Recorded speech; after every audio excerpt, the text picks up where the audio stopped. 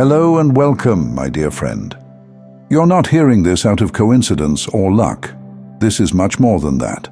It's God leading everything, including you being led here at this exact time. So stay with me until the end, because this might be one of the most important messages you ever hear. Not just to encourage you, but to prepare you for the holiest encounter of your entire life. Because you, dear one, are about to meet God.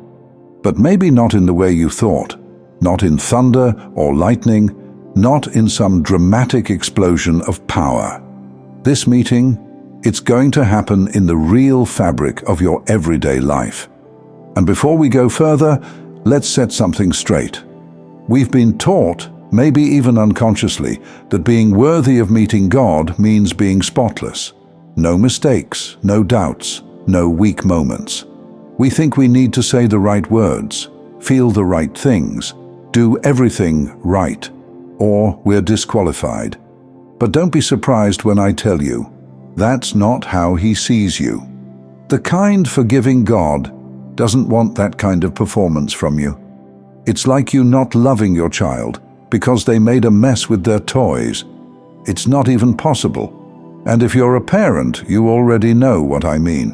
When your child screams, spills, or stumbles, you don't pull away. You don't withhold your love to teach them a lesson. You move toward them. You scoop them up. And even if you're not a parent, you've seen it. In the way a mother wipes her child's tears without being asked.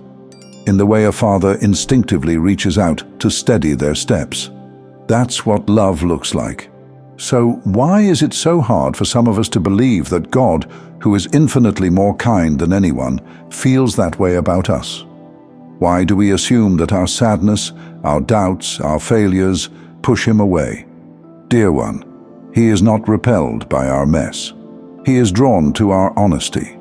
He's not waiting for you to get it all right before He shows up. He's been with you the entire time, even in the frustration, the numbness, the late-night conversations with yourself that no one else knows about. And now, He's getting ready to reveal Himself.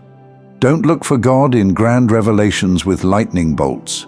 Don't wait for the sky to crack open or for a stranger to walk up and speak in perfect prophecy. Look for Him in what's already here. In the way a child laughs while you're stuck in traffic. In the unexpected calm you felt in the middle of a day that should have broken you. That's the art. To see Him where most overlook. To feel heaven's hand not in the thunder, but in the thread, holding your peace together when nothing makes sense. If you close your eyes on what's missing for just a second and open them to what is, you'll see it. You're already so blessed. You're already being guided. You're already surrounded by signs too subtle for the eye, but too loud for the spirit to ignore. God doesn't just show up in temples, He shows up in tiny confirmations. In the meal you didn't think you had energy to make. In the friend who called just before you gave up. In the tears that finally fell after weeks of holding it together. You want to meet God? Don't start with the sermons. Start with what actually happened last night, when you sat on the edge of your bed too tired to pray, but somehow still whispered His name. Start with the ache in your chest when you wanted to give up, but didn't because something inside you said, just one more day. Because when you can see Him in that, you start to see Him in everything, even in what breaks you, because it's also what builds you, even in the moments that sting, because they shift your path toward your truest self. This isn't about waiting for an encounter. It's about noticing you've already been having one. You don't need to clean yourself up first. You don't need to perform anything special. You just need to pay enough attention to see what's already true. And maybe that's what this whole season has been teaching you, not how to reach Him, but how to realize He never left. Maybe you were waiting for abundance, love, or an easy life to feel God. Maybe you thought things had to line up perfectly for you to believe He's here. But it doesn't work like that, my dear. You imagined peace, maybe, or answers. But what showed up first was interruption. Like your favorite song suddenly didn't hit the same. Like you've been walking through the day wearing shoes that are just slightly too tight. Everything fits, but not really. Everything works, but it grates. That's how God begins to move in your life. Not by changing everything at once, but by making the familiar feel slightly too loud, slightly too hollow, not broken, just exposed. Maybe this is the moment to notice. It's time to leave behind what no longer fits. You didn't ask for this, but it's happening. You're not falling apart. You're just too close to something holy to keep pretending it's all fine. And maybe you've been frustrated by that, wondering why nothing feels enough right now, why the prayers feel repetitive, why the routines you built with care suddenly feel like they're caging you instead of carrying you. This is how God clears up the space for revealing himself to you. You're being led out of your old way of relating to God and into something that isn't based on formula, or the right words, or doing things correctly. Because that's what we think holiness is, right? Never missing a step, never messing up, never doubting or saying the wrong thing. But if that were the requirement to meet God, who among us could ever be ready? The truth is simpler. We don't meet God because we're flawless. We meet him because he's kind. And maybe you've been taught to impress God with your strength, to show up polished, to speak with certainty, to only approach him when your faith is shining and your hands are clean. But can I tell you something? God is not impressed by performances. He moves by presence. And even more than that, he's drawn to honesty. The moments you drop the act, the nights you whisper prayers that start with, "I don't know what to say anymore." The days you go quiet, not because you're ignoring him, but because you're exhausted and still trying to believe. That's not failure, that's intimacy. Because the realest relationships are built in the quiet moments, the unfinished ones, the messy middles, the days when you don't have answers but you show up anyway. That's where God meets you. Not when you've mastered the process, but when you finally let go of trying to deserve him. Do you really believe he'd stop walking with you just because you had a breakdown? Just because you've been frustrated? Just because you felt nothing when you prayed yesterday? Please, don't confuse spiritual sensitivity with instability.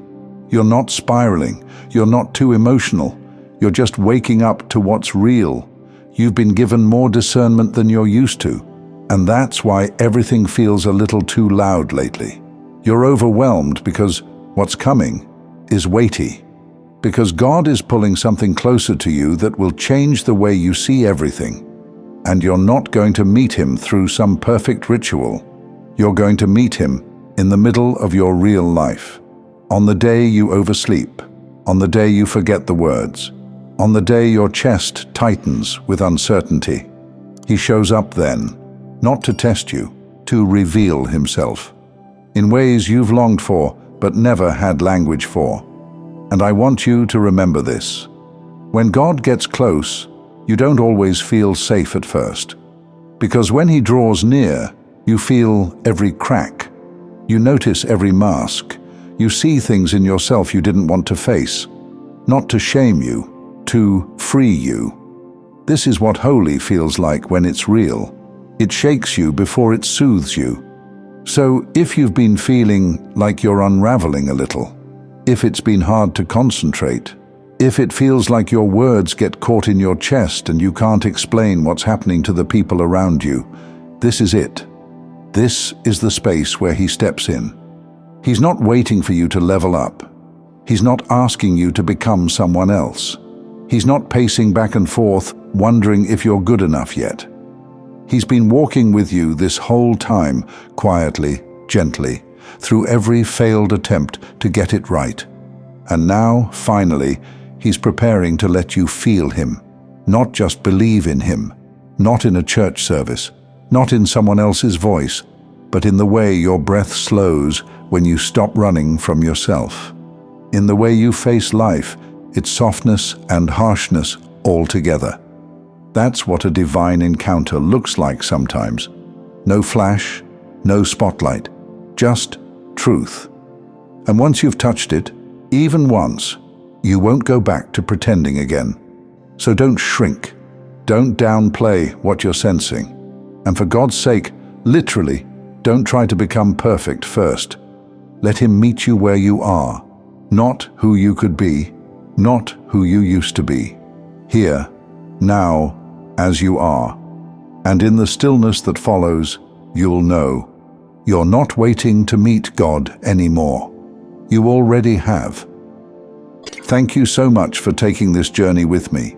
If you found value in this message, please like the video and share it with others who might benefit. Don't forget to subscribe and continue your amazing journey by watching one of the videos showing on your screen that resonates with you the most. See you there.